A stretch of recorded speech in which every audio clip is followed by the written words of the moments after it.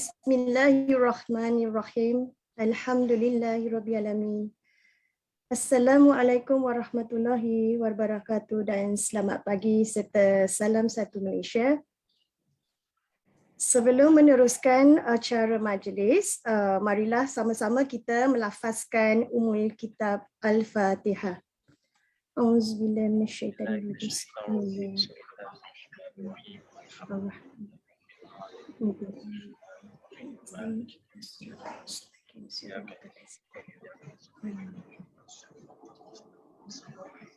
Amin. Alhamdulillah, bersyukur kita ke hadrat ilahi justru dengan inayah dan kurnianya dapat kita bersama-sama berkumpul dalam webinar pada Ahad pagi ini. Di sini saya ingin mengucapkan ribuan terima kasih kepada para hadirin hadirat yang sudi menyertai majlis ilmu yang akan disampaikan oleh penceramah jemputan kita pagi ini, iaitu Dr. Siti Nasrina binti Yahya. Tidak lupa terima kasih kepada pengerusi majlis, merangkap penganjur serta AJK Perkim Gerak yang bertungkus lumus dan bertugas untuk menjayakan program webinar pagi ini.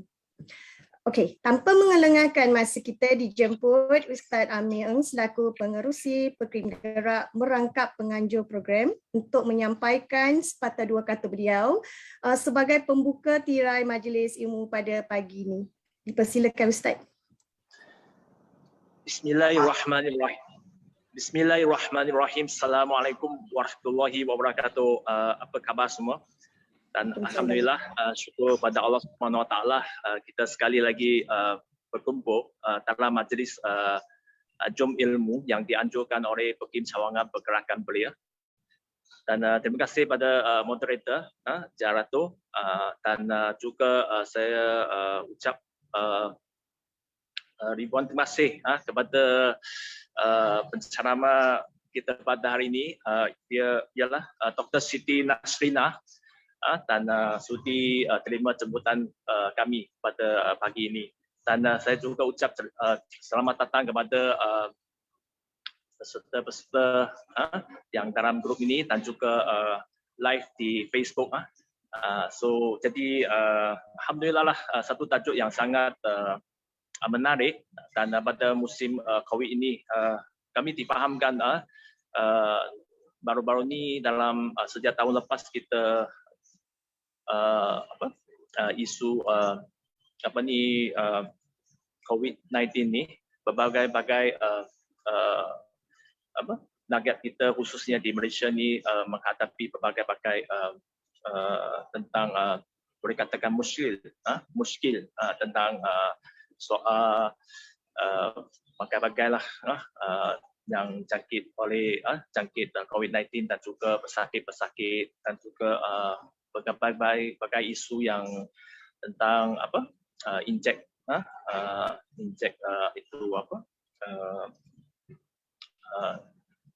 COVID ni. Jadi dan saya alhamdulillah lah syukur pada Allah Subhanahu Wa Taala dan kita Perkim Gerak sebenarnya ambil satu langkah pertama ialah untuk kita menganjurkan program Jom Ilmu ni khususnya kita fokus pada isu-isu semasa, dan juga kita terima jemput pada pakar-pakar yang dalam bidang ini perubatan, bagaimana kita mengatasi berbagai-bagai masalah. Dan tentang tajuk pada hari ini ialah kesan jangkitan COVID-19 atas kesihatan dan anggota tempatan. Difahamkan kami ramai anggota kawan-kawan kita, rakan kita dan juga keluarga kita pun ada yang juga kesan jangkitan COVID-19. So jadi kita perlu tahu juga bagaimana bila setelah seorang dia dah dijangkit COVID-19 ni, apa dia perlu buat dan untuk apa in case ada kecemasan apa perlu dia buat. Jadi saya memang ingin terima kasihlah pada Dr. Dr. Siti Nasrina memberi sedikit mungkin pengalaman kepada kita semua, dapat ilmu dan sama-sama kita bermanfaat. Jadi untuk setakat inilah ucapan saya. Terima kasih semua, dan mudah-mudahan program pada pagi ini mudah-mudahan dimanfaatkan kepada semua kita semua, insya-Allah. Amin. Terima kasih. Assalamualaikum. Waalaikumsalam, Ustaz. Alhamdulillah. Terima kasih, Ustaz. Kita mulakan sedikit dengan latar belakang Dr. Siti. Beliau merupakan seorang pakar perubatan kecemasan yang kini bertugas di Hospital Putrajaya. Okey, beliau sebenarnya telah melanjutkan pelajaran di Akita, Japan dalam bidang medical doctor, alright, pada tahun 2007. Kemudian beliau telah melanjutkan pelajaran ke USM dalam bidang Master in Emergency Medicine. Tidak kurang hebat beliau sebab pernah bekerja dan pengalaman bekerja beliau amat memberangsangkan dan menjadi satu idola saya rasa kepada semua orang ataupun para hadirin pada hari ini, kerana beliau pernah bertugas di Hospital Selayang selama 5 tahun.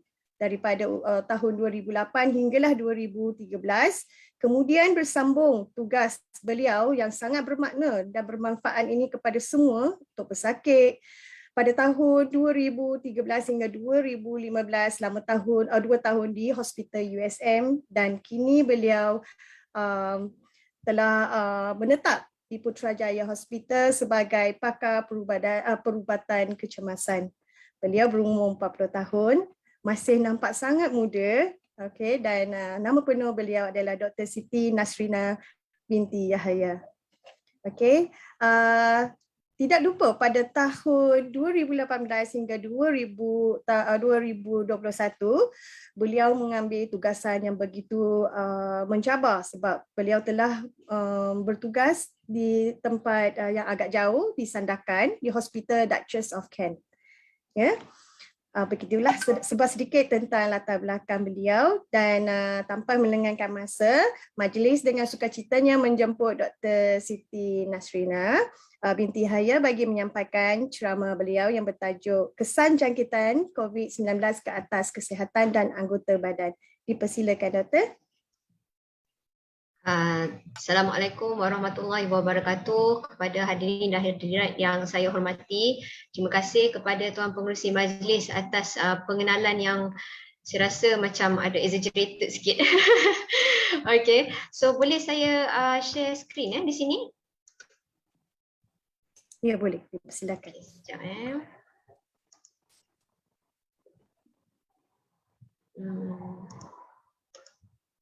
Okey, ni boleh nampak semua?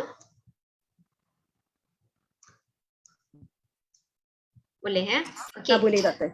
Okey, alhamdulillah. Okey, jadi sebelum saya memulakan sedikit perkongsian kita lah, saya tak panggil sebab saya rasa macam bila nampak formal ni saya jadi takut. Jadi macam berdebar-debar sikit kan.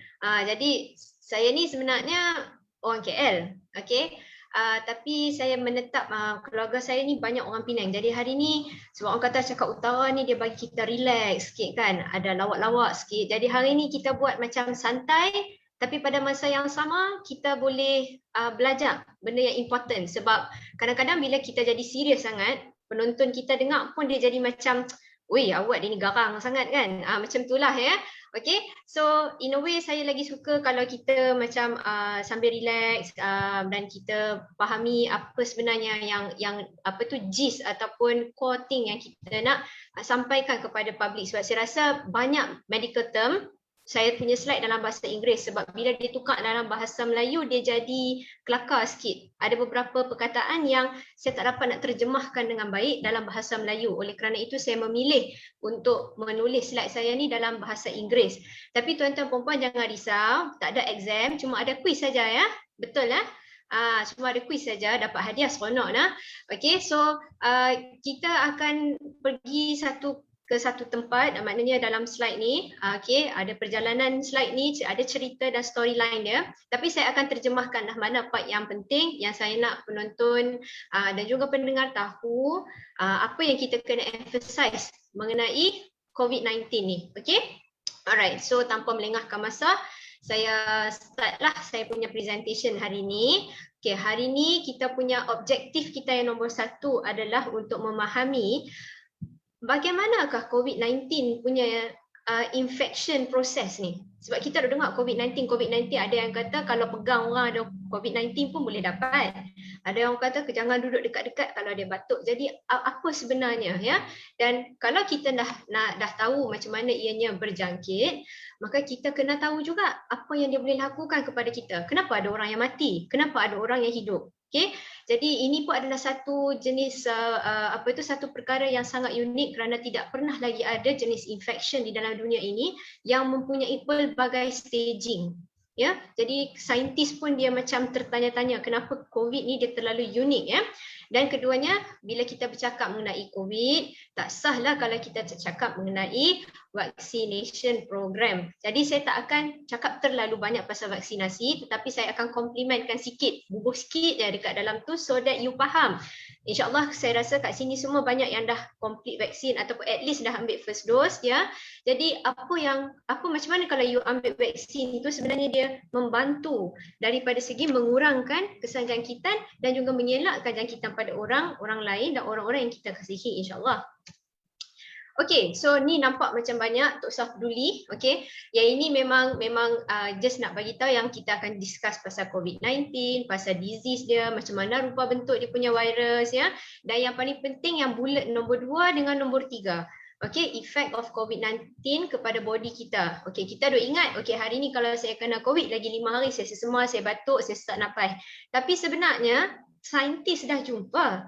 Bukan setakat tu saja, kalau kita kena COVID sampai ke 6 bulan kita boleh dapat post-COVID syndrome. Yang ini orang banyak tak aware. Ya? So maknanya COVID tu akan menghantui anda daripada day one you dapat COVID sampai mungkin ke 6 bulan yang akan datang. Okay? Dan seterusnya saya akan ceritakan sedikit mengenai staging yang kami gunakan di hospital dan kalaulah ada seseorang itu kena COVID, ya, apakah rawatan yang kami akan lakukan. Dan part B kita akan cerita sedikit mengenai vaksin dan juga apakah tahyul dan mitos ya. Sekarang ni banyak mereka kata doktor suka masuk microchip, masya-Allah. So kita akan discuss lah sedikit mengenai perkara ini. Dan tidak lupa juga sebagaimana yang dipinta oleh pihak penganjur, ada quiz in between. Okay? So marilah kita memenangi quiz-quiz ni nah. Kata boleh dapat hadiah, betul nah? Okay. Okay, so inilah dia COVID-19. Okay, so quiz yang pertama. Okay, apakah maksud COVID-19 ni? Kenapa nama dia COVID-19 bukan nama dia benda yang lain ke? Kenapa? Ni ada siapa yang macam mana?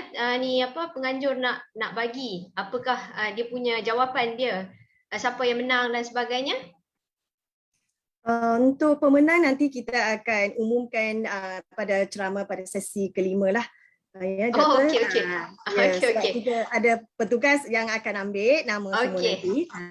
Okey, baiklah. So yang ini saya just tinggalkan sajalah ya. Betul macam tu? Okey. Ya, So Doktor. Okey, so nampak A, B, C, D, E. B, C, D sahaja, sorry. Okey, so kita tengok. Okey, sebenarnya nak bagi tahu COVID-19 ni dia ada family dia. Setiap orang ada keluarga. Bukannya kita saja ada keluarga, virus pun dia ada keluarga dia.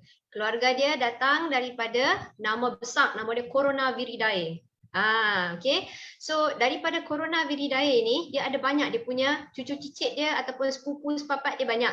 Okay. Tapi mereka ni tak adalah penting sangat. Tapi yang sekarang ni yang menjadi tumpuan masyarakat adalah Coronaviridae. Sebab ingat tak masa tahun dalam lebih kurang 2015 macam tu kita ada SARS. Yang itu dia punya sepupu lah tu. Ya. So ini bukan satu benda yang kira asing lah. Ya, kita dah pernah ada dah jangkitan yang disebabkan oleh kumpulan ataupun grup ahli keluarga daripada coronavirus ni sendiri. Jadi jawapan kepada soalan yang saya tanya tadi, COVID-19 ni sebenarnya CO tu stands for corona, V for virus dan D for disease. Pasal apa 19? Sebab dia jumpa dia masa 2019 di Wuhan, China. Okay, so itulah nama di sebalik COVID-19. Bukannya rocket science orang panggil. Bukan rocket science lah. Okay. Okay. So kalau kita tengok COVID-19 ni, dia ada beberapa mode of transmission. Okay, yang paling common, boleh kata sampai 90% adalah droplet. Okay, orang tanya apa beza airborne dengan droplet? Droplet ni maksudnya, bila saya duk bercakap, seronok bercakap ni, ada keluar droplet yang banyak. Ya, cecair yang mengandungi apa tu, air liur dekat dalam dia tu kan. So dia dalam yang bubble yang kecil macam tu. So ini kita panggil droplet. Kalau airborne dia melalui air lah ya. So COVID ni dia mainly melalui droplet transmission, kerana itulah social atau physical distancing sebanyak 1 meter cukup untuk dia. Tak perlu sampai 3-4 meter nak duduk jauh pada orang tu sebab dia droplet. Droplet dia tak boleh terbang pergi jauh. Tetapi varian yang baru ni macam Delta variant dan sebagainya, mereka kata boleh ada airborne transmission. Kalau airborne dia boleh terbang lagi jauh. Tapi tuan-tuan perempuan, saya percaya COVID tak ada kaki, COVID tak ada sayap.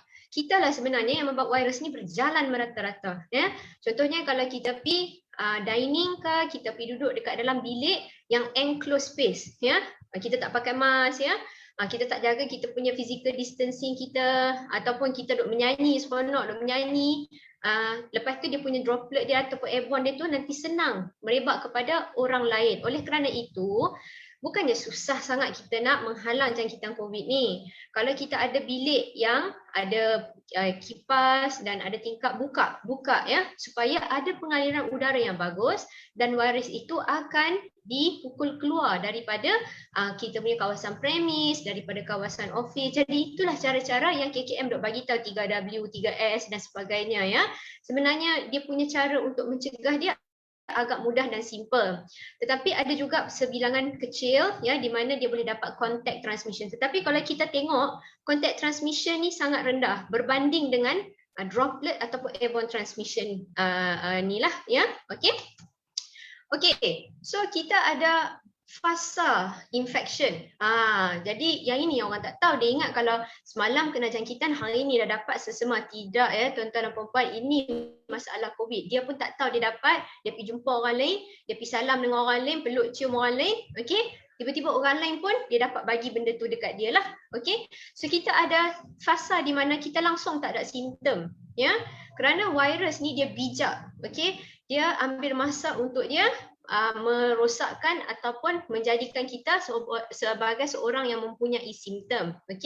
So masa time ni senyumlah lepas tu mungkin dalam hari ketiga ke hari kelima macam tu kita akan mula ada tanda-tanda dia. Apa dia? Boleh ada demam, boleh kita dapat sakit-sakit badan, sesema, hilang deria bau, hilang deria rasa. Yang ini ni hilang deria bau dengan deria rasa ni saya rasa saya tak pernah lagi jumpa dekat infection lain. Memang kalau deria bau, hilang deria bau dengan rasa ni biasanya memang COVID lah until proven otherwise ya. So lepas dah virus tu dia dah berjangkit dekat bahagian hidung, mulut kita, ada sebilangan kecil yang akan pergi ke paru-paru kita dan di sinilah di mana kita akan mengalami masalah sesak nafas yang teruk ya. Boleh terjadi komplikasi yang menakutkan, tidak ramai tetapi signifikan ya. Faham so yang ni tak usah hafal. Saya cuma nak tunjuk sahaja sebab yang ini dia untuk doktor-doktor macam saya. Sebab kalau tuan-tuan hafal, saya tak ada kerja. Sebab semua tuan-tuan dah tahu kan, betul tak? So basically yang ini adalah di mana COVID punya kuman tu dia masuk dalam kita punya hidung dekat nasal epithelium. Kemudian dia akan mengalami viral replication di mana viral tu dia beranak pinak dekat dalam tu.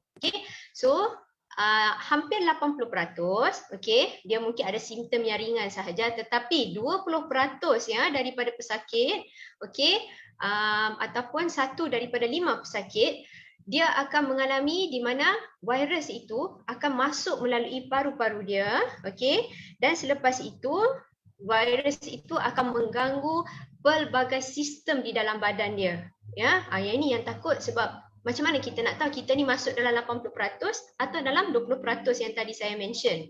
So, bila dia dah masuk terlalu banyak yang ini arm dia akan pergi kepada paru-paru kita. Satu lagi arm dia akan messed up dengan kita punya immune system. So dia percaya gaduh dengan kita punya sistem immune. Immune system kita ni kuat tuan-tuan perempuan, sangat kuat.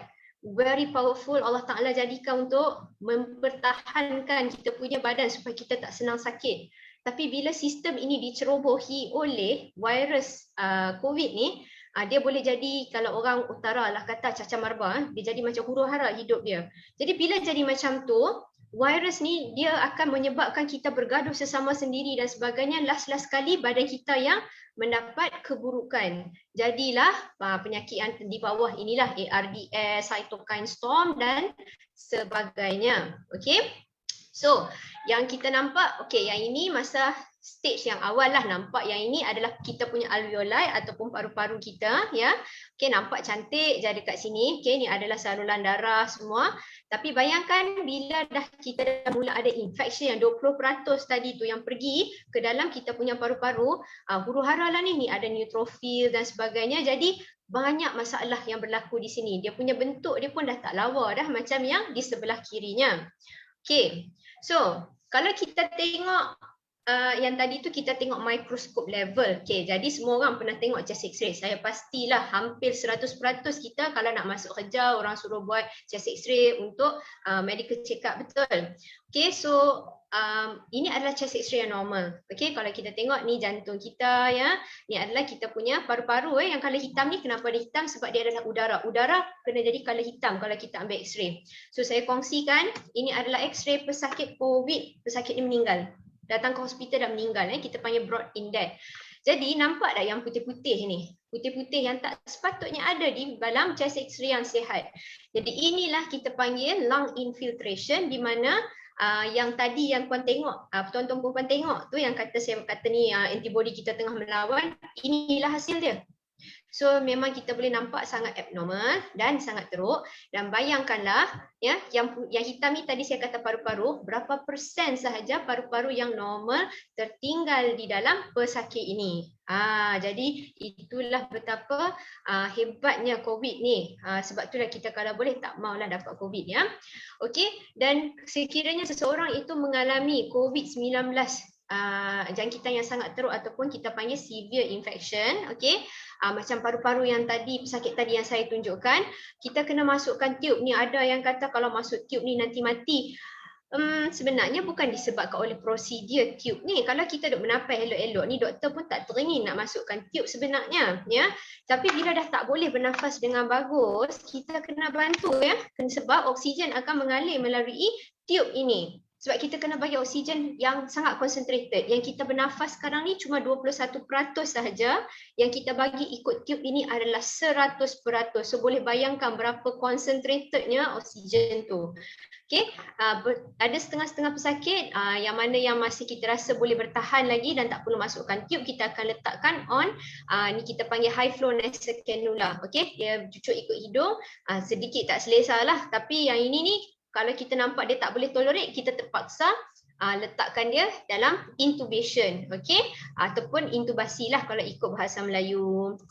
Okay, so kita sampai ke soalan yang kedua, ada berapa stages untuk COVID-19 as per Malaysia punya guideline? Yang ni saja-saja teka pun tak apalah, saya pun dah tak ada idea nak buat soalan macam mana kan. Jadi teka je lah mana-mana satu pun, kalau betul tak betul tak ada masalah pun. Anyway, yang ini bagi saya rakyat tak perlu nak tahu terlalu detail. Tetapi kenapa penting sikit untuk tahu, kerana you akan affect dia punya management dia. Kenapa setengah orang masuk hospital, kenapa setengah orang kuarantin di hospital rumah ataupun di MAIPS, ya. Okay, so yang ini adalah saya ambil daripada Malaysia punya CPG, ya.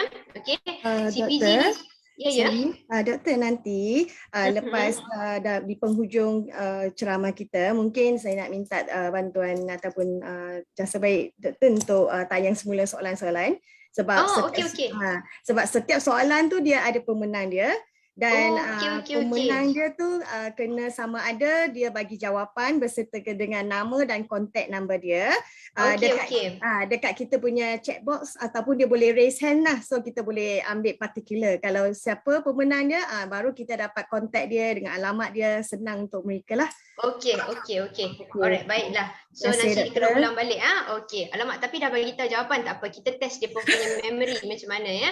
Okey. So, ini adalah clinical management, okey, yang saya ambil daripada Malaysia CPG ni. Malaysia CPG ni saya rasa nak dekat 4-5 kali mereka rombak sebab nak keep up with the latest punya guideline ya. So begitulah, bukan saya nak kata saya tak terlibat dalam CPG ni, tetapi begitulah betapa mereka bersengkang mata untuk nak memastikan ya rakyat Malaysia mendapat rawatan yang terbaik ketika kita melawan dengan pandemik COVID-19.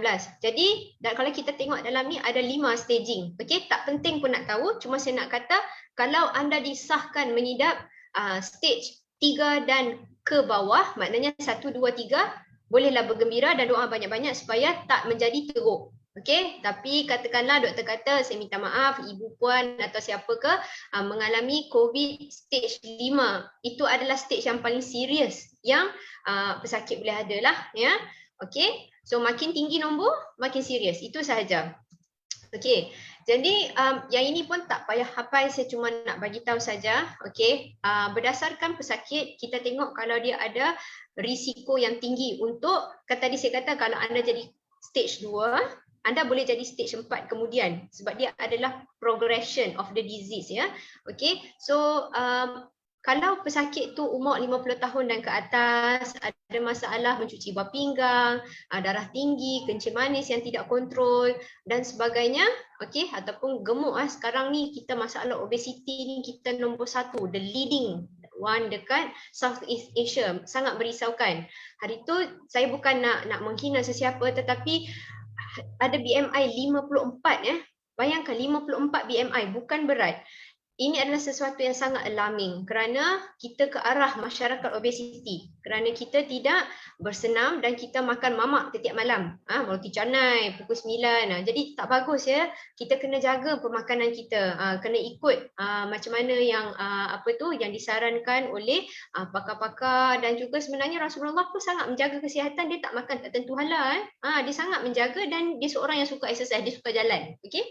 Alright. Jadi katakanlah kalau pesakit tu dia tak ada masalah-masalah yang begini, dan kita akan tengok daripada darah dia, okey, dan kita akan tengok x-ray dia, kita akan masa kita check dia tu kita akan tengok oksigen dia ni berapa dan sebagainya. Kenapa penting untuk kita pastikan okey mereka ni adalah grup yang high risk, kerana okey mereka ni kena monitored closely. So inilah orang-orang yang kalau dia datang kepada klinik kesihatan, ke hospital, kita kena admitkan dia. Okey, sama ada admit ke MAIPS ataupun admit dia di hospital untuk pemantauan, kerana mungkin hari ni hari ketiga dia ada batuk sesema sikit, hari kelima dia ada susah nafas sikit, hari ke-6, 7 mungkin dia kena pakai oksigen yang kuat tu. Okey, jadi kita nak tangkap mereka ni awal supaya kita dapat memulakan rawatan kita secepat mungkin. Okey, so yang ini yang tadi saya bagi tahu pasal yang kenapa kita kena divide mereka kepada stage ya, kepada kohort-kohort atau kumpulan-kumpulan yang tertentu, kerana kita tahu hospital kita ni memang ada, tetapi kita tak boleh sumbat semua orang dekat dalam tu. Kita kena pilih siapa yang sangat teruk, sederhana teruk, akan menjadi teruk. Jadi bila kita dapat pisahkan mereka ni, kita dapat memberikan rawatan yang lebih concentrated kepada mereka. Maknanya kita boleh pilih dan kita boleh bagi tumpuan yang lebih kepada mereka-mereka inilah. Okey. Okey, so ini adalah antara daripada segi management lah. Maknanya kalau kita adalah stage 1 dengan 2, hari tu adalah dalam WhatsApp family saya, dia kata, doktor ni tak buat apa-apa pun, saya kena makan ubat sesema dengan ubat batuk aja, doktor tak bagi pun ubat-ubat lain. Saya kata, cik, bersyukurlah anda tu makan ubat-ubat yang ringan, sebab bila dah masuk stage yang teruk ni ya, rawatan dia kena makan lagi banyak ubat dan lagi teruk side effect dia. Ya, bersyukur. Kadang-kadang kita ni sebab kita tak tahu, kita duk komen banyak, tapi sebenarnya benda itulah yang terbaik yang kita boleh dapat. Okey. So kalau kita tengok dekat sini, okey, bila semakin tinggi kita punya staging, semakin canggih ubat-ubat yang kita akan diberi. Okey, jadi untuk stage 4 dengan 5 ni, macam-macam lah, macam nama Otromen pun ada dekat bawah ni ya. Dia makin mahal ubat-ubat yang diberikan. Contohnya kalau ubat Favipiravir ni ya, dia kena makan selama 5 hari. Side effect dia boleh merosakkan hati, dan satu kos untuk, maknanya bila kita start je ubat ni kita kena complete dalam lebih kurang 5 hari ni, will cost you about RM2,000. Tu duit kita yang bayar apa ni, tax ya, bukanlah nak kata berkira, tetapi itulah yang digunakan oleh pakar-pakar perubatan untuk nak menyelamatkan nyawa manusia. Padahal kami tak ada relation, kami tak kenal pun siapa manusia ni. Ya, ubat IV tocilizumab, okey, satu vial dia ni ya, yang macam kecil, tak sampai macam botol perfume pun, RM12,000.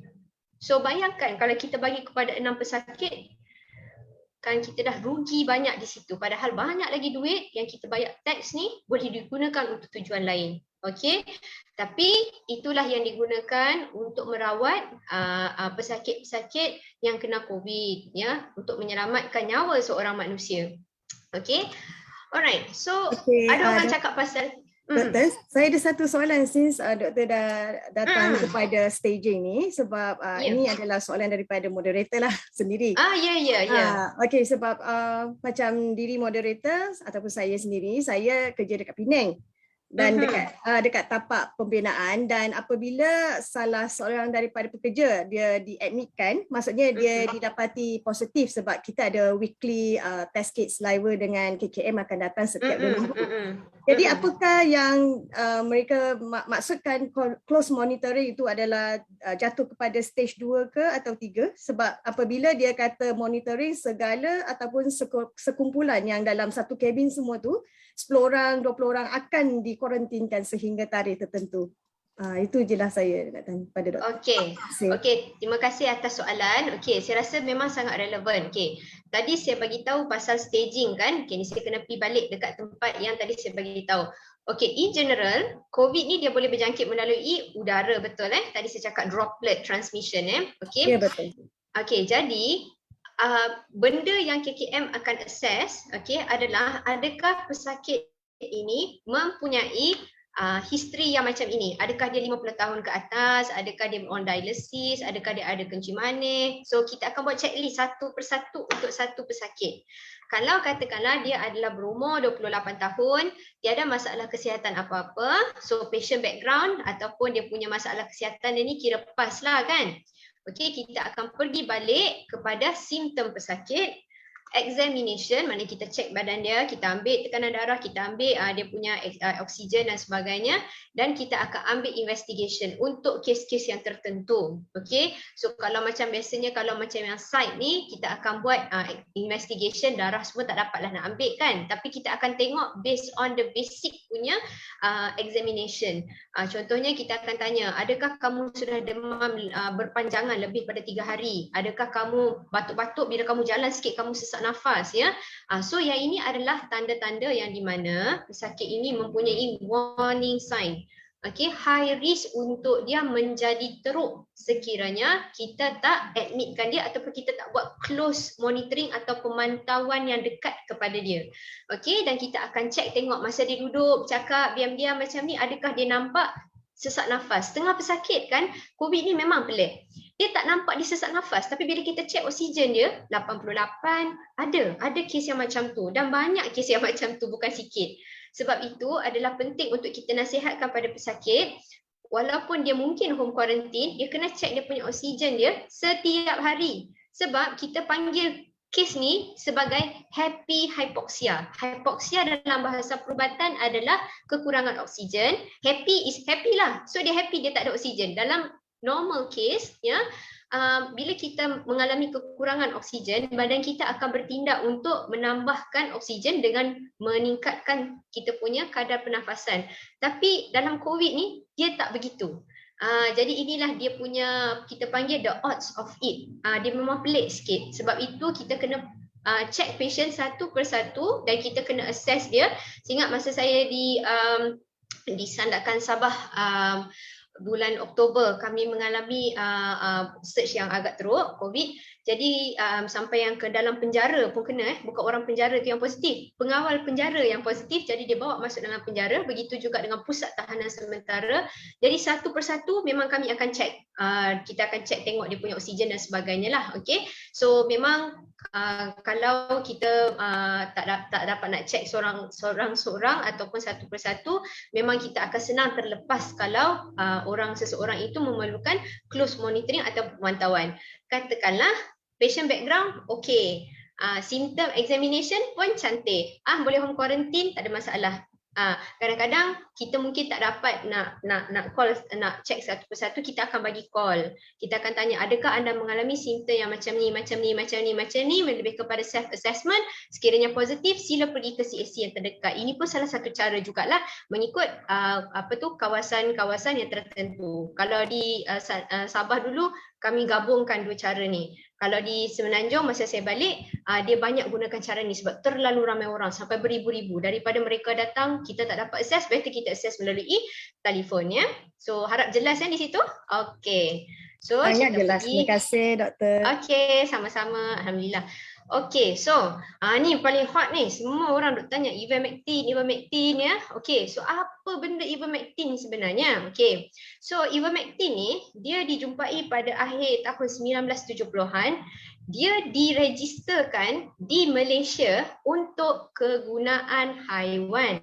Ya, dia memang ada ubat ni kat Malaysia ya, untuk kegunaan haiwan. Kalau tuan-tuan dan puan-puan pi dekat UPM, boleh tanya dekat veterina situ. Memang ada ubat ni. Okey.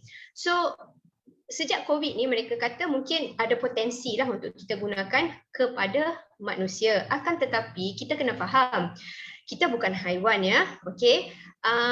Produk yang digunakan untuk haiwan ya dengan manusia adalah berbeza, daripada sukatan dia, daripada tablet dia, daripada bioavailability dia dan sebagainya.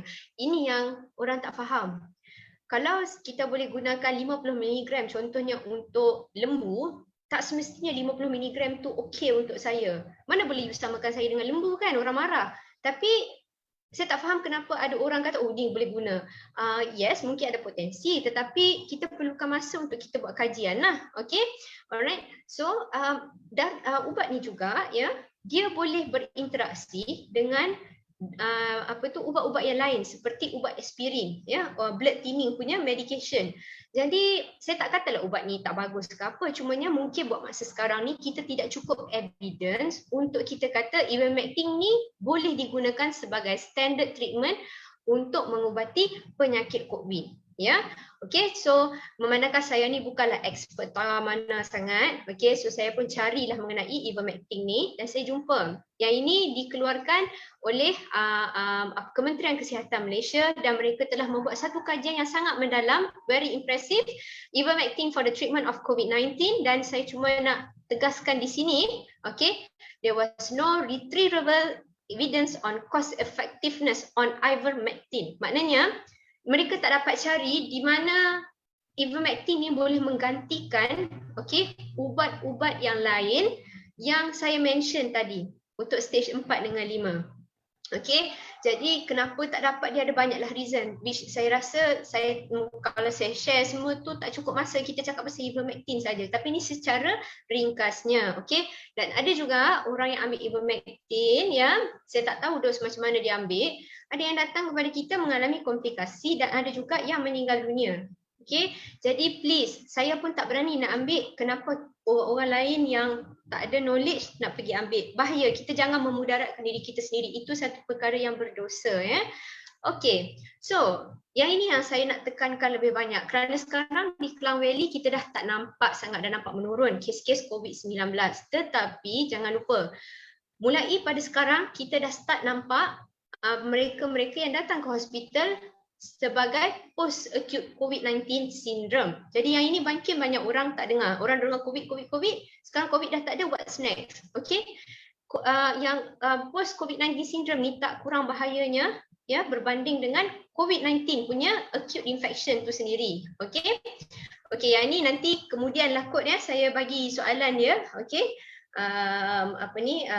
as requested by moderator. Okay, alright. So yang ini kalau kita tengok acute COVID-19, okay, daripada minggu 1, okay, dia akan ada increase of viral load dan sebagainya.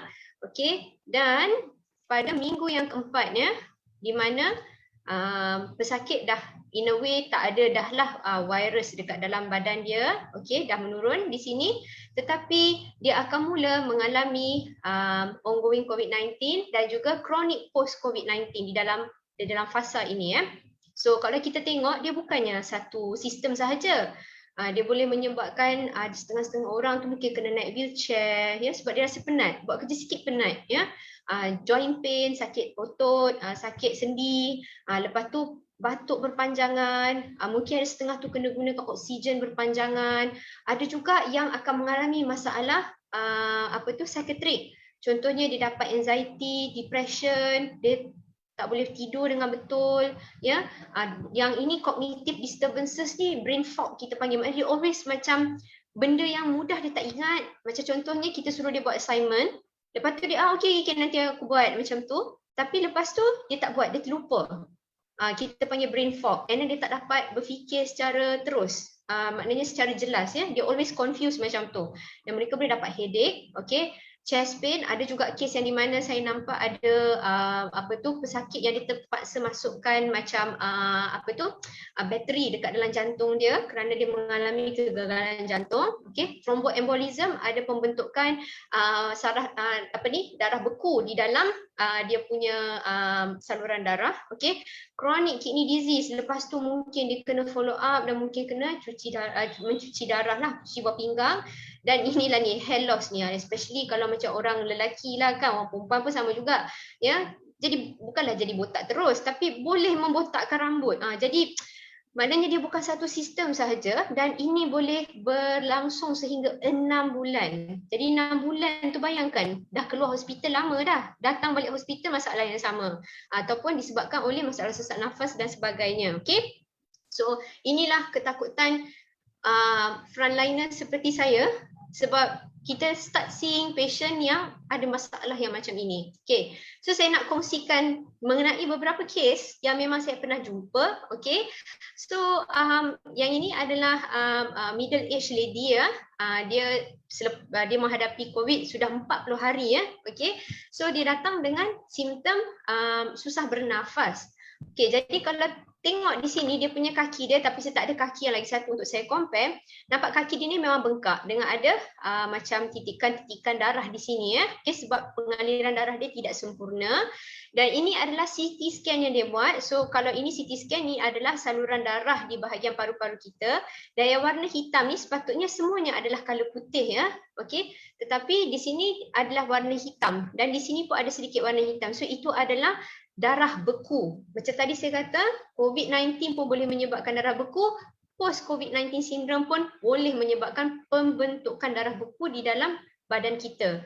Jadi pesakit ni kita terpaksa admitkan dia dan kita terpaksa startkan dia on ubat untuk mencairkan darah dia supaya darah beku itu mencair dan pengaliran darah dia ke paru-paru dapat berlaku dengan normal.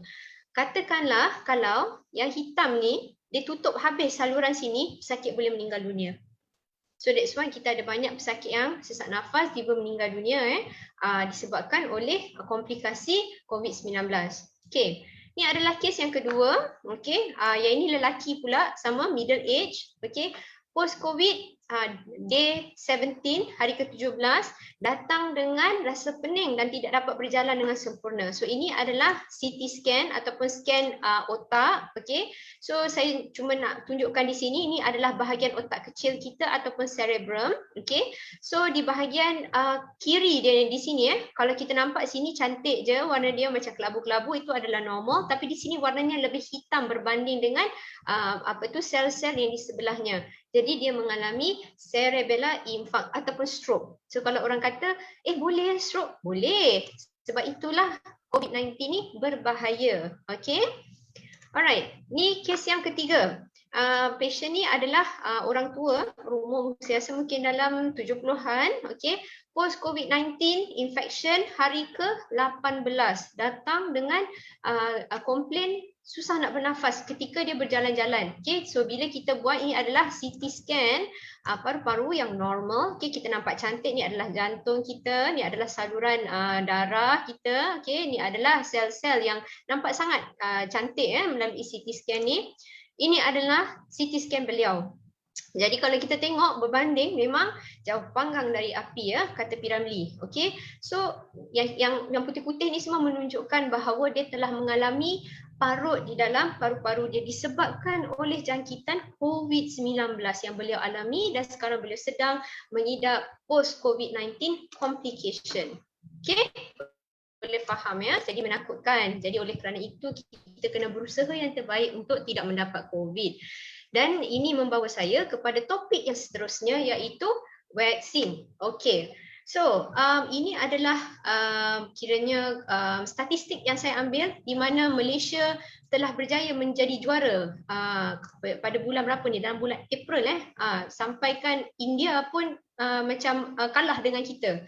Ya, waktu ni kes kita memang terlalu cepat sangat menaik di mana ia menjadi national state of emergency ketika itu dan lockdown yang saya pun dah tak ingat dah lockdown yang keberapa kita diumumkan Okey. So, saya tak mau cakap banyak pasal vaksin, cuma saya nak bagi tahu vaksin ni adalah satu benda untuk menggalakkan immune sistem kita melawan penyakit. You faham yang itu je cukup. Macam mana nak buat vaksin semua saya tak nak cerita in detail kerana kita punya talk hari ni kita tak nak sentuh tentang benda tu terlalu banyak lah. Okay. So, ada juga orang kata vaksin ni betul ke macam selamat ke dan sebagainya. Untuk pengetahuan tuan-tuan dan juga perempuan yang saya hormati, kita ada terlalu banyak akta yang mengawal ketat penjualan ubat-ubatan di Malaysia. So ini adalah beberapa akta yang saya boleh kongsikan Jadi kenapa pentingnya kita nak kena vaksin? Okay, semua orang pernah dengar lah saya rasa herd immunity. Maknanya bila kita ada banyak orang yang divaksinasi, kita boleh protect mereka yang tak dapat divaksinasi. Contohnya kanak-kanak masih belum masuk lagi dalam program vaksinasi yang berumur bawah pada 12 tahun. Mereka yang tengah menjalani kemoterapi, mereka yang ada masalah seperti severe allergic yang sangat teruk yang kalau dia kena je vaksin dia mungkin akan masuk ICU mengancam nyawa. Jadi kita tak boleh risikokan pesakit-pesakit yang sebegini untuk diberikan vaksinasi kepada mereka. Kesian mereka. Jadi macam mana mereka ni nak kena protect? Kita lah yang kena protect mereka Okey. Yang keduanya ialah untuk merendahkan komplikasi penyakit COVID tu sendiri. Macam tadi saya kata dia ada sampai 5 stage. At least kita boleh tahan dia daripada dia masuk stage ke-5 pun dah cukup baik dah tu. Okey? Sebab stage 5 ni banyak komplikasinya. Right? Tetapi kita jangan salah faham. Kalau kita dah kena vaksin, kita masih boleh mendapat COVID-19. Oleh kerana itu, kita haruslah ikut SOP. Bukan susah sangat pun. At least more than 1 meter, pakai mask dan kerap mencuci ataupun hand sanitize tangan kita. Okey? Alright, so ini adalah soalan yang keempat. Siapa yang bukan untuk vaksin yang ini pun nanti kita akan jawab kemudian lah Okey. Alright, so siapa yang layak untuk vaksin? As long as anda adalah 18 tahun dan ke atas, okey, tidak ada masalah. Severe anaphylaxis. Anaphylaxis ni adalah satu term perubatan yang diberikan kepada mereka yang menghadapi allergic yang mengancam nyawa. Bukan allergic gatal-gatal macam tu je, tidak. Dia sampai tekanan darah dia rendah, dia tak boleh bernafas, ada pembengkakan di saluran pernafasan dan sebagainya. Orang-orang macam ni memang kita tak boleh bagilah, okey. Ataupun orang itu sedang mengalami demam, tak kisahlah demam denggi ke, demam kuning ke, demam kura-kura ke, tak kisahlah apa-apa jenis demam. So tak boleh.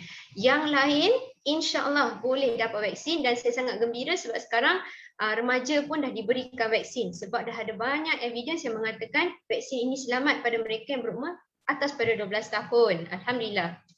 Okey, doktor. Ada satu soalan dari pada kita punya webinar yang hadir, nama dia Jamal Rosliza. So soalan dia berbunyi macam ni. Assalamualaikum Dr. Nina, perkongsian yang sangat baik. Saya ada satu soalan perlukah digalakkan buat medical check-up bagi post-COVID patient? Okay, medical check-up tu boleh saya nak tanya. First of all, terima kasihlah atas soalan. Medical check-up tu medical check-up yang macam mana? Kerana kalau kita sebut medical check-up ni dia ada banyak dia punya range dia. Okay, so kalau nak buat saya lagi galakkan sebab okay, kadang-kadang anda mungkin akan terjumpa benda yang lain. Contohnya kolesterol tinggi, ya. Benda-benda ni ketika masukkan ke hospital kami tak test sebab kami ada banyak lagi blood panel yang kami nak hantar untuk pesakit COVID-19. Jadi kalau nak pergi buat medical check-up tak ada masalah. Bagi saya kalau anda seorang yang mampu, saya sangat menggalakkan untuk pergi check, especially kalau anda mempunyai simptom-simptom yang tertentu seperti rasa cepat penat, cepat rasa susah nafas, ya, ada sakit dada dan sebagainya. Okey, tetapi katakanlah anda mengalami kekangan daripada segi keuangan, nak pergi medical check-up mungkin rasa macam duit tu mungkin banyak digunakan, kita pantau simptom kita di rumah. Maknanya katakanlah kalau rasa cepat penat tu menjadi terlalu teruk sampai nak pergi ke tandas pun rasa penat, itu tak normal. Okey, so dia any viral infection dia memang boleh menyebabkan kita cepat rasa penat. Contohnya kalau lepas kena denggi memang seminggu 2 juga kita nak recover. Lagi berumur lagi lambat recovery dia. Tetapi apa yang kita boleh lakukan ialah kita pantau dan tengok adakah keadaan ini menjadi semakin teruk atau dia semakin bagus. Okey, dan kalau dia status quo sahaja tidak berubah selama atas pada 1 bulan, itu definitely memang tidak normal dan kita kena pergi check untuk benda-benda yang lain.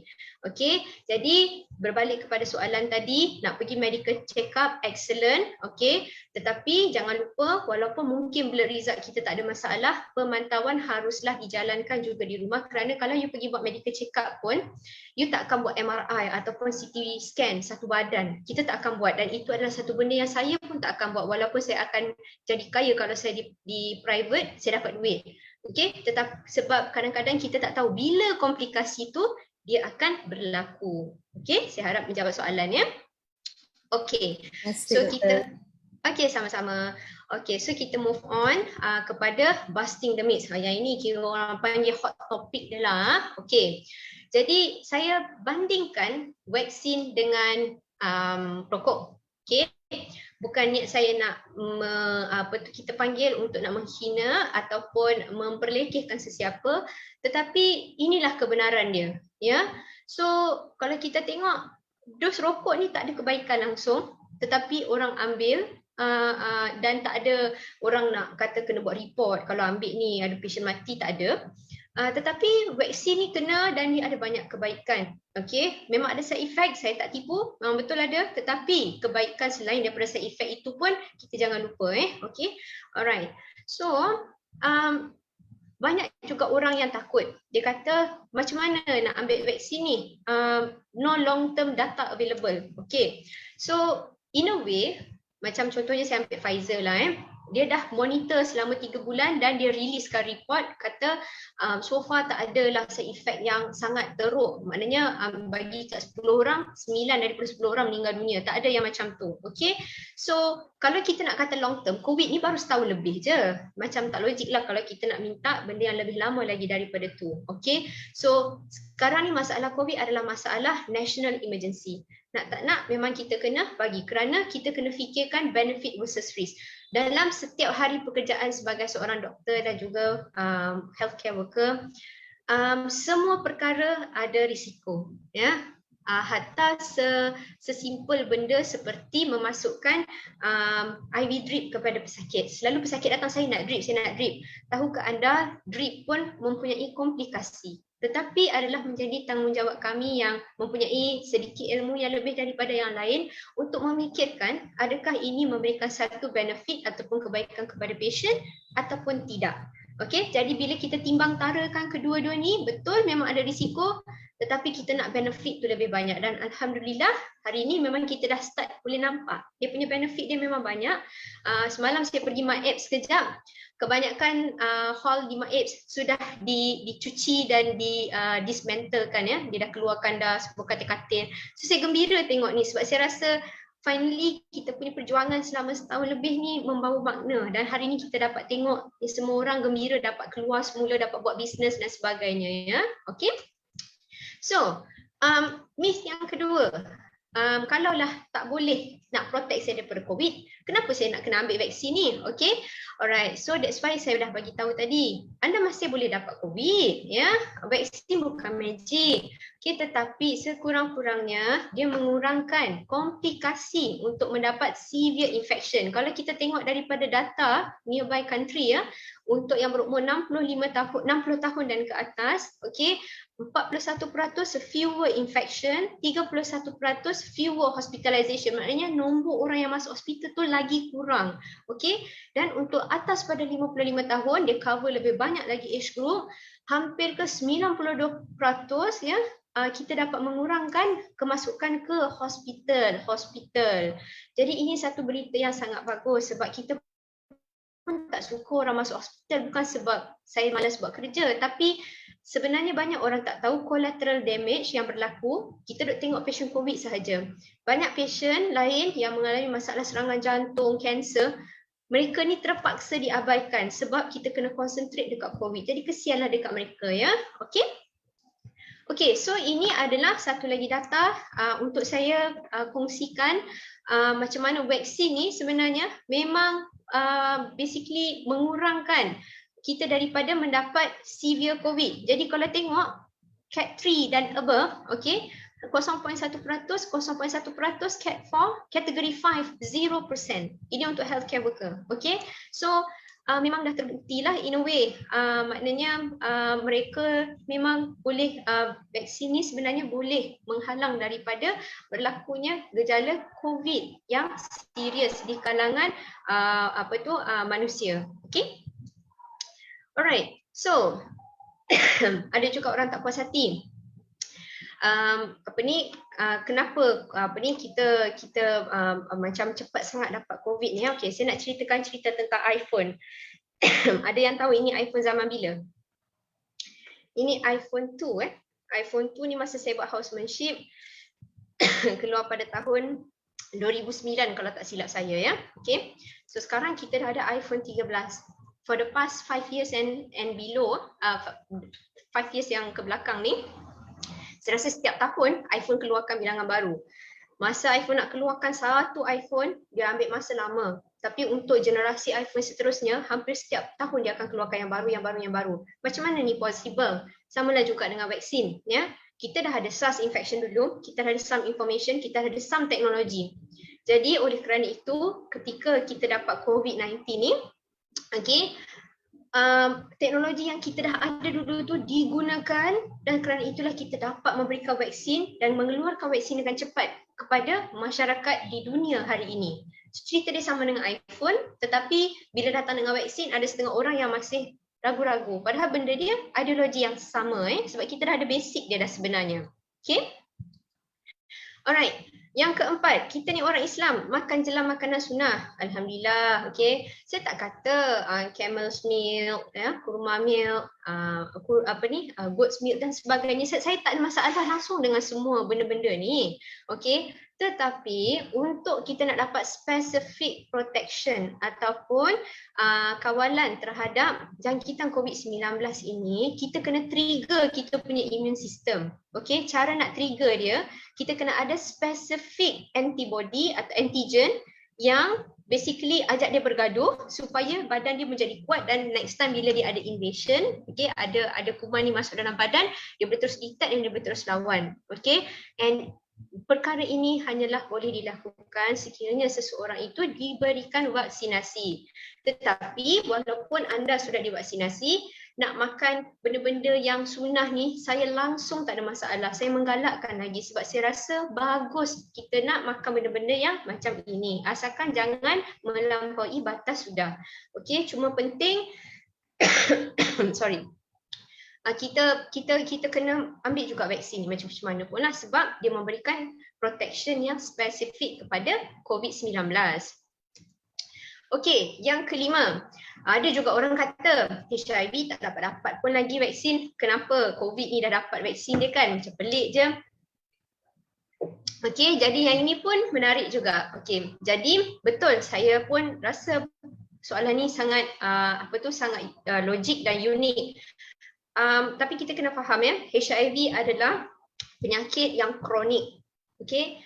Berbanding dengan vaksin, berbanding dengan penyakit COVID-19, okey, penyakit COVID-19 ni dia bersifat jangka pendek. Maknanya dia kena mungkin dalam seminggu dah baik ke ataupun dan sebagainya. Jadi dia bukanlah dia macam penyakit yang lama macam hepatitis C, HIV dan sebagainya. Oleh kerana itu pembentukan vaksin dia adalah lebih simple berbanding dengan penyakit-penyakit yang lebih kronik dan mengambil masa yang lama untuk kita cari apakah rawatan yang terbaik untuk dia. Okay, so itulah, dan kita dah pernah ada SARS infection dulu. Jadi disebabkan oleh pengalaman inilah kita gunakan untuk kita merawat COVID-19 punya infection dan menghasilkan vaksin yang lebih cepat berbanding dengan dahulu. Okay, alright, so saya just nak cerita sedikit je mengenai FE. Mungkin ada yang pernah dengar. FE ni adalah Adverse Event Following Immunization. Setiap kali anda mengambil vaksin, anda mengalami AFI, okay, maka benda ni dia akan keluar melalui KKM. Kita akan buat reporting ya, okay. So memang ada beberapa side effect yang telah diklasifikasikan sebagai FE. Antaranya ialah sakit di tempat yang kita cucuk vaksin itulah, okay, ataupun mengalami kebengkakan, okay, keletihan dan kelusuan, loya, muntah, sakit kepala, sakit otot, demam, okay. Ada juga yang ada bengkak pada kelenjar limfa dan juga anafilaksis, iaitu allergic yang agak serius lah. Okay, so ini memang kita dah documented, dan kalau patient ada perkara-perkara yang macam ni, kita akan buat notification kalau benda tu terlalu teruk lah. Okay.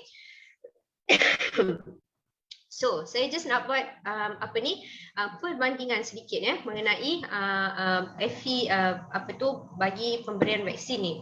Jadi, kalau kita tengok 30 data secara generalnya, 30,000 pesakit dalam 1 million akan mengalami allergic kepada peanut. Tetapi allergic post vaccination 1.31 orang sahaja yang mengalaminya dalam 1 million. Jadi saya tak kata you tak akan dapat langsung allergic, akan ada, tetapi lebih rendah daripada allergic to peanut ataupun kepada kacang. Okey, yang seterusnya adalah Bell palsy. Bell palsy ni dia macam, dia bukan stroke, okey, tetapi tiba-tiba muka dia boleh jadi sengit sikit ya. Okey, kita panggil Bell palsy. Penyebab dia multiple factor, pernah kena infection, virus ke, okey, dan salah satunya adalah vaksin sendiri. Jadi dia punya general population dalam 1 tahun 25 hingga 35 orang per 100,000, tapi untuk Pfizer vaksin 9 orang. Okay, so gambar-gambar aktris ya yang saya letakkan di sini adalah semuanya pernah mengalami Bell palsy. Ya, kalau anda tengok, saya rasa yang Tom Cruise punya ex-wife ni, dia punya muka dia perasan tak macam sengit sikit? Sebab dia kena Bell palsy. Angelina Jolie pun macam tu juga, tapi dia very mild, okay, dan setengah orang mungkin tak perasan, tapi memang dia kena Bell palsy. But again, Bell palsy ni bukan disebabkan oleh vaksin, dia dah kena dah benda ni even sebelum COVID-19 ya. Okay. Alright, so ni yang kelima, okay, allergic reaction due to vaccine stabilizer itself. Maknanya dalam vaksin ni dia ada vaccine stabilizer dia itself rather than major component. Okay, contohlah aku masuk vaksin stabilizer ni, contohnya saya nak masak rendang. Saya punya main rendang saya adalah daging kan. Tapi kita masukkan benda-benda lain untuk bagi daging tu sedap lagi. Contohnya kita masukkan kerisik, kita masukkan cili dan sebagainya. Jadi itulah vaksin stabilizer. Okey, yang major komponen tu adalah mRNA ke ataupun yang vaksin-vaksin ikut jenis dia lah yang lain. Okey, so adakah betul ataupun salah? Okey, mari kita tengok. Okey, so kalau kita tengok sini casualty of allergy, ni tulis banyak sangat. Okey, anyway saya just nak bagi tahu vaksin sahaja, komponen mRNA vaksin tu dia tidak bermasalah, okey. Tetapi kalau kita tengok dekat sini polyethylene glycol polysorbate, okey, ni adalah benda-benda yang highly allergic kepada setengah orang. Okey, maknanya vaksin tu tak ada masalah. tetapi komponen yang digunakan untuk menstabilkan vaksin tu, macam tadi rendang, nak sedapkan rendang tu kena masuk benda lain, benda-benda itulah sebenarnya yang boleh menyebabkan anda mendapat alergi ya. Okey. So, bila kita tengok yang tadi saya tunjuk, memang dekat dalam Pfizer BioNTech ada benda polyethylene glycol, okey. Dalam Moderna vaksin ada polyethylene glycol. Dan dalam AstraZeneca kita ada polysorbate 80. So inilah stabilizer vaksin, okay, yang digunakan untuk menstabilkan vaksin tu supaya dia dapat bertahan sebelum dia dimasukkan ke dalam badan manusia ya. Okey, walaupun setelah apa yang saya terangkan tadi, yang saya bagi tahu mengenai vaksin ataupun mengenai COVID ya, masih lagi ada banyak soalan mengenai COVID dan juga vaksin ini sendiri. Contohnya, apakah immunity level selepas kita dicucuk oleh vaksin? Okey, berapa lama immunity ini boleh bertahan? Okey, adakah trial untuk mencari vaksin yang terbaik akan berhenti selepas ini? Okey, adakah kita perlukan vaksin yang lain sekiranya virus ni daripada Delta dia jadi Zelta ke apa ke dan sebagainya ya? Adakah kematian disebabkan oleh anaphylactic ataupun severe allergic ataupun benda lain yang disebabkan oleh vaksin? Adakah vaksin adalah penyebab? Terlalu banyak soalan ya yang difikirkan oleh saintis-saintis. Okey, tetapi buat masa sekarang yang kita boleh nampak, kita hanya boleh memberikan kita punya nasihat dan juga advice berdasarkan evidence ataupun bukti yang kukuh yang kita dapat daripada rawatan dan juga data yang kami dapat daripada Kementerian Kesihatan Malaysia dan juga daripada jurnal-jurnal yang kajian yang dikeluarkan oleh pakar-pakar di seluruh dunia. Okey, so ini adalah gambar Titanic. Jadi mungkin anda, saya rasa banyak yang kat sini pernah tengok Titanic juga. Jadi ada satu grup yang main lagu kan kat situ kan. So saya sentiasa mengandaikan diri saya adalah pemain lagu itu while waiting for the Titanic to sink. Kita hampir-hampir jadi benda yang macam ni ya. Tetapi alhamdulillah kita tidak dan keadaan menjadi bertambah baik. Okey. Alright, so saya just nak share je psychological impact on COVID-19 kepada healthcare worker di China. Di Malaysia saya tak dapat cari. Okay, jadi kalau kita tengok di sini memang ada yang mengalami post traumatic stress disorder sampai ke 40%. Okay, ada juga yang mengalami depression, stress, anxiety yang extremely severe. Okay. Jadi saya rasa yang ini hanyalah untuk healthcare worker. Di kalangan rakyat Malaysia kita pun pastinya ada juga yang terkesan walaupun dia bukanlah healthcare worker tetapi maknanya macam kena tutup bisnes dan tak dapat nak buat benda yang biasanya dilakukan pada norma-norma tertentu, apa tu kita tak dapat nak lakukan lah. Okay, so benda tu pun boleh mendatangkan stres juga. Okay, jadi summary, COVID-19 infection ni adalah real, bukan main-main. Okay, dan dia menyebabkan radang di seluruh bahagian badan. Okay, jadi COVID-19 infection ni dia ada post-COVID syndrome yang boleh berlangsung sampailah ke 6 bulan dan setakat ini kita dapat katakan bahawa vaksinasi ni adalah the only strategi yang boleh mengurangkan severity dan juga komplikasi COVID-19. Jadi saya nak share je satu ayat Quran. Saya suka baca surah Ar-Rahman. Saya rasa tuan-tuan perempuan pun mesti pernah melalui ayat ni.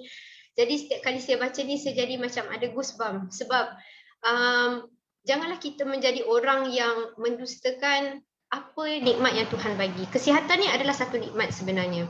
Okey, jadi adalah menjadi tanggungjawab kita sebagai hamba Allah, okey, yang percaya dan juga beriman untuk memilih apa yang terbaik untuk kita dan menjaga nikmat yang Tuhan bagi pada kita. Okey, tubuh jasmani kita ni adalah satu pinjaman untuk kita menjaga amanah ini dengan sebaik mungkin supaya kita dapat memberikan kebaikan kepada manusia sejagat. Dengan itu saya akhiri talk saya pada hari ini. Sekian, terima kasih. Alhamdulillah. Terima kasih.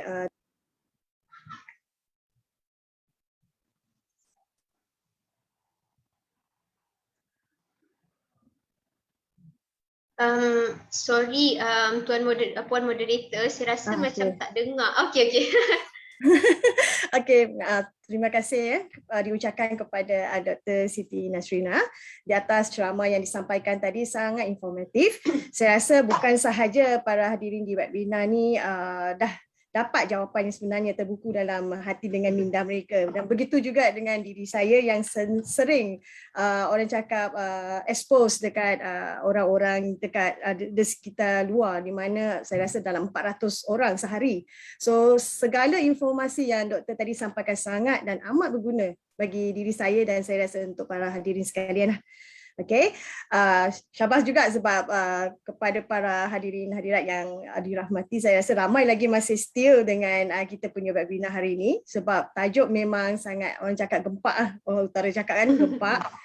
Sebab yang ni memang tengah topik hot kan, jadi informasi yang doktor bagi, syukur alhamdulillah memang sangat berguna. So saya minta Dr.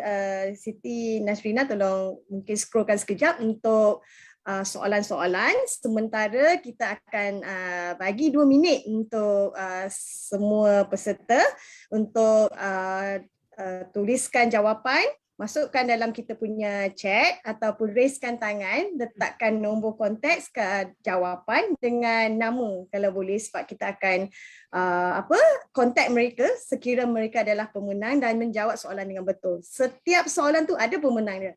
Adil, kalau ada 5 soalan daripada doktor, 5 pemenang kita ada, insyaAllah. Okay, alright, insyaAllah. Okay, saya just letakkan je lah ya dekat sini. Okay, ni quiz nombor 1. So nanti nanti puan moderator boleh bagi saya clue untuk saya pergi ke next question ya. Okay, saya mungkin bagi dalam 10 saat je lah kot. Boleh, ni sebenarnya dah bocor dah soalan kita. Okey, untuk soalan pertama, jadi kita bolehlah untuk para hadirin tuliskan jawapan anda, kemudian nama, contact number. Okey.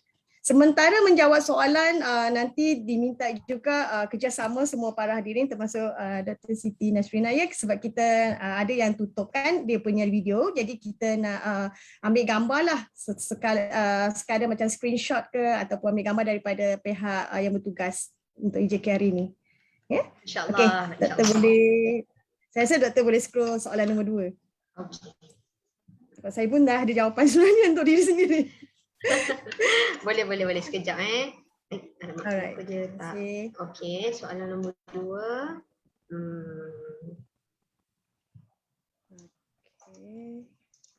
Okey.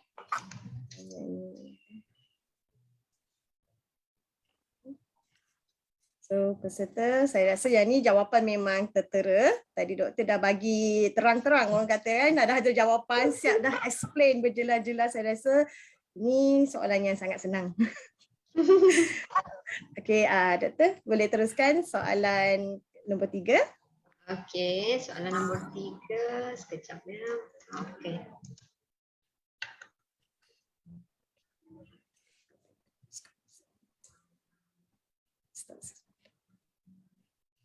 Okey, mungkin saya boleh translate lah sikit lah Okey, mengenai post COVID-19 syndrome, okey, dia bermula selepas 6 bulan, okey, selepas anda mendapat COVID, okey, itu yang A.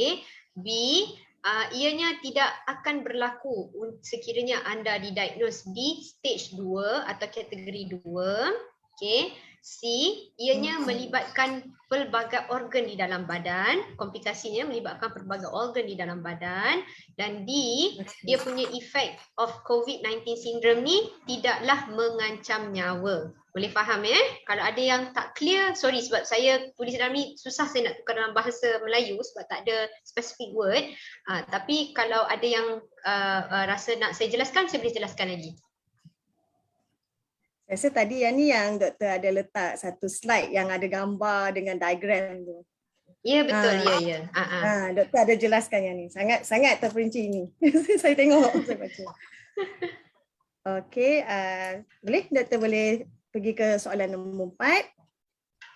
Okey, soalan nombor 4.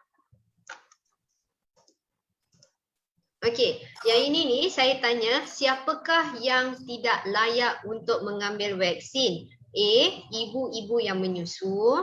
B, pesakit yang mempunyai HIV. C, pesakit yang mempunyai kanser. D, pesakit yang baru sahaja pulih daripada penyakit denggi 1 bulan yang lepas. E, tiada yang di atas, none of the above. Maknanya A, B, C, D, E tu tak ada kaitan pun. Tapi tricky sikit siapakah yang tidak layak mengambil vaksin, bukan siapakah yang layak. Macam okey, tidak layak mengambil vaksin. Alright, faham.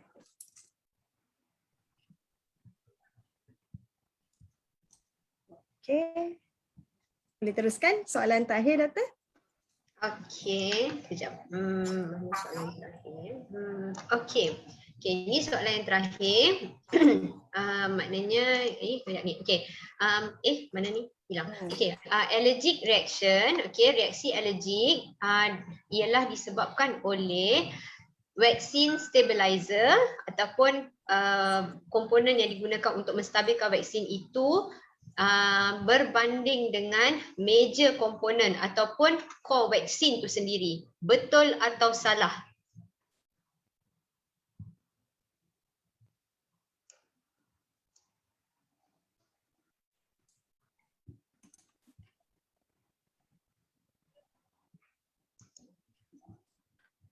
Okey. Saya rasa jawapan ni pun tadi Dr. Terang dah bagi jawapan dan siap tunjuk table. So alhamdulillah dah pun kita selesai untuk ceramah sesi yang keempat ni. Terima kasih banyak-banyak kepada penceramah kita pada hari ini. Memang sampai batuk-batuk kering dekat doktor kita hari ini sebab informatif. Informasi yang diberikan memang sangat padu, saya boleh katakan. Okey, diminta semua para hadirin bersiap sedia sebab kita nak mengambil gambarlah untuk sesi ceramah keempat ni. Okey, untuk pengetahuan umum juga, kita punya jawapan atau pemenang untuk kuis untuk ceramah kali ini akan diumumkan ya untuk ceramah yang akan datang sesi kelima pada 24 Oktober ni. Kita akan start buat 2 minggu sekali lah, selang seminggu untuk bagi masa untuk setiap orang untuk adakan family lah, family weekend orang cakap ya. Okay, so diminta jasa baik semua tolong onkan kita punya ni webcam untuk 1 minit sahaja. So AJK dah siap sedia ke untuk nak ambil screenshot? Kalau ya, tolong maklumkan kan kalau dah ya. Dan untuk yang nak menjawab soalan kuis, sila jangan lupa letakkan jawapan dekat kita punya chat box ataupun raise tangan dan letakkan nama, contact number dengan jawapan sekali ya. Okey, jadi kita kira 10 1 2 3 4 5 6 7 8 9 10. So AJK dah ke ambil gambar? Dah Okey, terima kasih kepada Dr. Siti Nasrina, banyak manfaat saya rasa dan saya rasa semua segala informasi yang disalurkan kepada doktor untuk kita semua boleh dimanfaatkan dan dijadikan sebagai panduan. Terima kasih doktor. Terima kasih. Assalamualaikum warahmatullahi Terima wabarakatuh. kasih. Okay, bye. Assalamualaikum semua. Bye. Terima kasih doktor. Sama-sama.